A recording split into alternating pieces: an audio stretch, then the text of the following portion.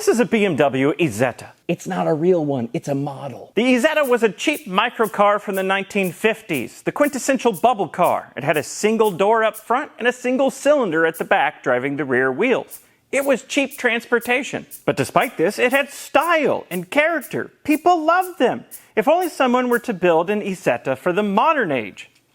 This is not an Isetta. It's a Microlino. It shares the aesthetics of one, but unlike an Isetta, this is electric, and you can buy one new today. And it might just be my new favorite thing.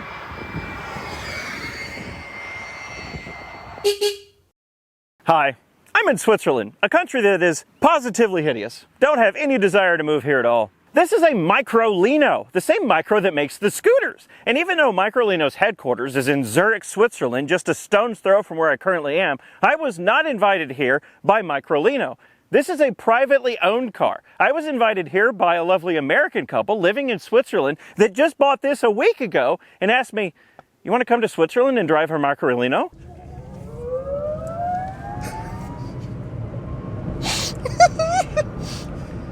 Now I realize that nothing I have to say about this car matters because look at it. This is why you're here. This is why you would buy one. But let me tell you some stats about the car. Micro and Microlino are headquartered in Zurich, Switzerland, but these cars are built under contract in Turin, Italy by C-Comp. This is an L7E category microcar, but there's also a light version called the Light that's an L6E category microcar with a limited top speed of 45 kilometers an hour. This one has a top speed of 90 kilometers an hour, which is 55 miles an hour. As an American, I heard that top speed and I thought, well, that's not enough. But here in Switzerland, it is absolutely adequate. Now, the top speed on this car is 90 kilometers an hour. I can't legally do that on this road where the speed limit is 80. But let's do as fast as it will go within the speed limit.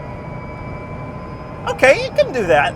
That is the speed limit, 80 kilometers an hour right there. It's rear-wheel drive. The rear motor is 12.5 kilowatts, which is almost 17 horsepower. There's 3 battery sizes available. There's a 5.5 kilowatt hour, 10.5, and 15. It's either an NCM or NCA battery chemistry. I'm not sure which this one is, and I'm not sure which battery packs have those chemistries. The charger is 2.2 kilowatts. There is no DC fast charging. The light version cannot be optioned with the large 15 kilowatt hour battery, and I'm told by the owners of this one that the medium battery is really all that's available at the moment. It has 4-wheel independent suspension, 4-wheel disc brakes. It does not have anti-lock brakes or power steering. There is a light amount of off-throttle regen and a little bit more regen when you dig into the brake pedal. And no, it doesn't have features like cruise control or collision avoidance. This is a pretty basic microcar.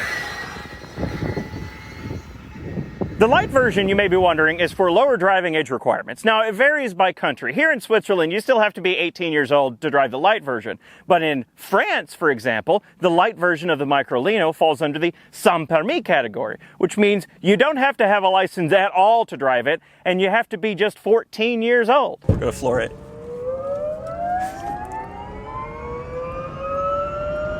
I love this sound so much. If you're the kind of person that refers to a 2-door hatchback as a 3-door, then this is a 2-door. I'm so glad they carried over this feature from the Isetta. This is the door. There's a button here to open it.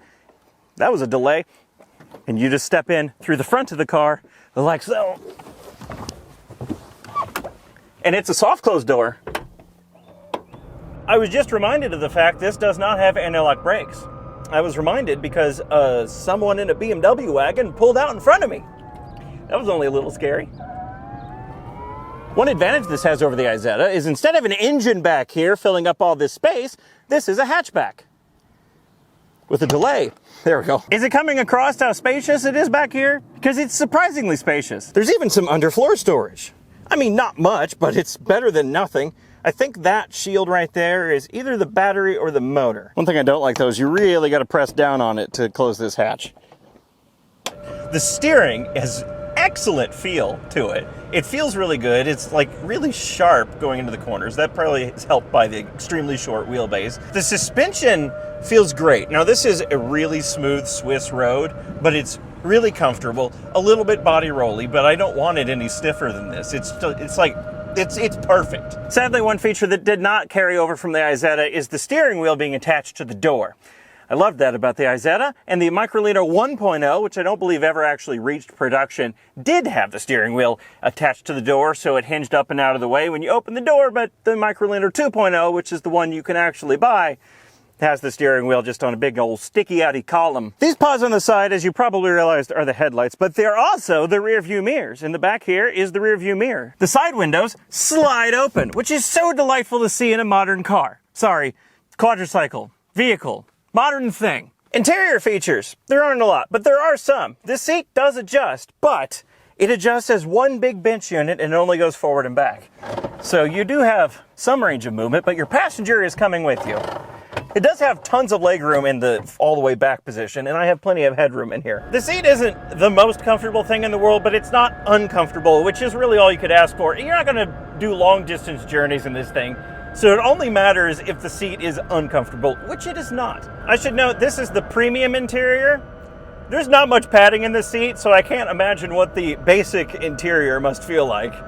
Probably pretty hard. I saw a picture of it and it didn't look like much more than a plastic seat. To the left of the seat you have a manual parking brake. This is your drive selector, reverse neutral drive, and you can see on top there, it's the sport mode button. It's got a little rocket ship on it. And when it's in sport mode, there's not only noticeably more pickup, but there's also a little flame graphic shooting out of the car's butt on the dash. I love it so much. This right here is not a cup holder. This is where your infotainment system goes. It's a Bluetooth speaker, and you got a USB port right there to keep it charged. How cute is this? Can I still call it a door pocket if it's not on a door? There's one over here too. This is your micro key with a little silhouette of a Microlino on it. It's a switchblade key, which looks all the world to me like a Volkswagen key. It is just a regular key. You turn it on, wait forever. This has the loudest contactor as I think I've ever heard on any EV. Come on. There it goes. You get a little startup animation. Hey! And it's ready to go. You also get right here in the crash support bar in the front door some various controls. You can change your fan speed, turn on your heater, defrost for the front, defrost for the rear, and then you have a hatch button, a dome light, and settings. Name it? Oh my goodness. This is... They integrated a whole keyboard into this thing. I've named the Microlino. I don't have a clue how to exit out of this screen though. And I found out later there's 2 different gauge clusters to choose from. See, oh, it's another one! It's another one! This is your steering wheel, super basic steering wheel. There's no airbag, obviously. There's no horn in the middle either. Your horn is right here. This is your blinker and headlight controls, and then this stalk over here is your wipers and washer. I say wipers plural, it is a single wiper. There it is. Also the windshield wiper motor, you gotta hear it. It's the loudest thing ever. On the door you have your vents for your heater. You got this little strap to pull the door closed, a phone holder that's Microlino branded. You got the thing that I already showed you. You have hazard lights and you have USB-C charge ports. Up above my head is a dome light and the sunroof. This one's equipped with the optional extra sunroof, which opens like this and just folds back. It's lovely. Down on the floor, you have the dead pedal, the floor hinged brake pedal and accelerator. And to get out of the Microlino, there is no obvious door handle absolutely anywhere. So how do you get out of the Microlino?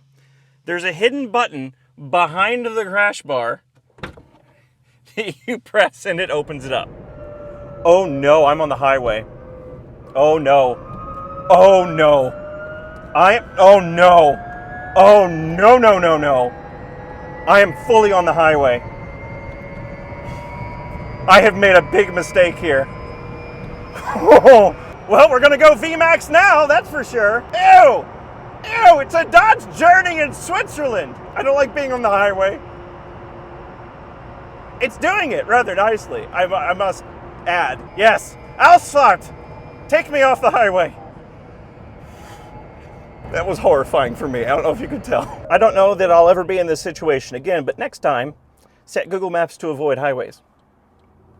I am shaking. Just below the shift knob here is how you access, let's see if I can get it, the washer fluid. And there's another little hatch right here for your brake fluid. As far as fit and finish goes, it's not bad. It's not the best ever. I mean, this is some gnarly plastics here. And there's things like the rubber boot at the end of the wiper stalk that's already cracking, and this car has like 120 kilometers on it.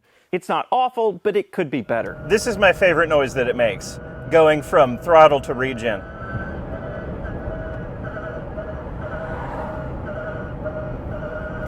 It's so perfect. I would say I don't know who the Microlino is for, but I absolutely know who the Microlino is for. It's for people who think it's cute, want one, and can afford it. Most car buying decisions are emotional rather than logical, and that is especially true for something like this. If you want a Microlino and you live in a place where you can buy one, sorry America, the only two questions you're likely to ask are, is it at least not terrible, and how much does it cost? For the first question, yes, it's very much not terrible. It's actually quite a bit better than I was expecting. If this were a regular car, then things like the excessive motor noise and cheapish interior quality might be a problem.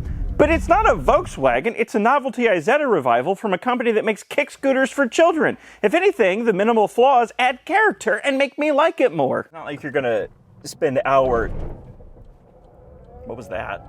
It just cut out. Now, there's nothing about this that makes me think it's gonna break down or to make me not trust the company or anything like that, but it does give off the vibe of, this is our first car and we don't fully know what we're doing yet.